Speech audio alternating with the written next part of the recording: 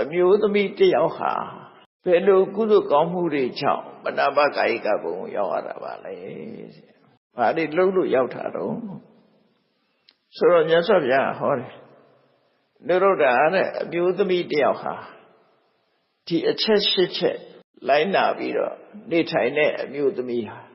ဒီအချက်၈ချက်ကိုတသွေးမတိန်လိုက်နာပြီးတော့ကျင့်သုံးသည့်အတွက်သူဟာဒီဘုံကိုရောက်တာလို့အဲ့ဒါစိတ်ဝင်စားစရာကောင်းတယ်အဲ့မှာအချက်၈ချက်ကသီလလည်းပါတယ်ဒါနလည်းပါတယ်တာမန်ဘဝမှာမိသားစုဘဝမှာလောက်ကင်တာတွေလည်းပါနေတယ်အဲ့ဒါစိတ်ဝင်စားစရာကောင်းတယ်ကုသိုလ်ကောင်းမှုရှိလို့ဖြစ်တာကြီးပဲမဟုတ်ဘူးအဲ့တော့သတိထားစရာကစီးနဲ့ကမ်းနဲ့မိသားစုတာဝန်ကြီးလောဘနဲ့မဟုတ်ဘူးဒေါသနဲ့မဟုတ်ဘူးဝတ္တရားကြည်ပြွန်စွာနေလို့ရှိရင်လည်းပဲဒါကုသိုလ်ရတယ်ဆိုတဲ့အဓိပ္ပာယ်ပေါ်တယ်နော်ဝတ္တရားကြည်ဖို့လို့တယ်ပေါ့အိမ်မှာနေပြီမဲ့လို့ဝတ္တရားကြည်ပြီးတော့မေတ္တာနဲ့နေတာဟာကုသိုလ်ရတယ်လို့သူတို့ဆိုလို့တဲ့အဓိပ္ပာယ်အဲ့တော့ရှင်မျိုးကိုတစ်ခုစီခွဲပြတဲ့အခါကျတော့ဘာလို့ဆိုနံပါတ်1ကမျိုးသမီးတယောက်ကို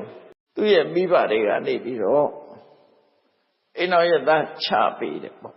ဒါအိမ်တော်ရဲ့သားကြတဲ့အမျိုးသမီးတွေအတွက်ကြီးပဲပြောမိဘတွေက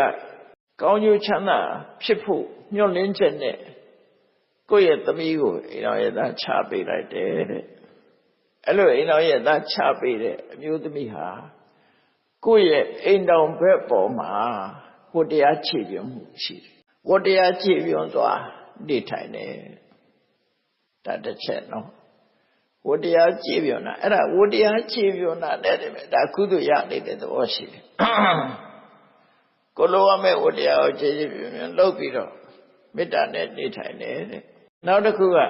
ဘာလို့ဆိုရင်မိမိရဲ့အိမ်တော်ဘက်ကကရုကရောဖြူပြီးတော့လေးစားရတဲ့အမေတို့အဖေတို့ဆိုရောက်ခမပေါ်လေခုခေတ်ပြောမယ်ဆိုရင်အိမ်တော်ရဲ့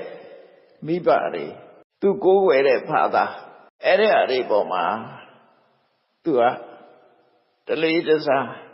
ကိုတရားခြေပြွန်စွာဆောင်ရွက်ပေးတယ်ဒါတစ်ခုဒါဒုတိယမြောက်ကုသိုလ်ဒါကိုလူတွေကကုသိုလ်စင်နဲ့တော့မထည့်ပါဘူးတရားတွေကနော်ကိုတရားခြေပြွန်စွာဆောင်ရွက်တယ်နံပါတ်3က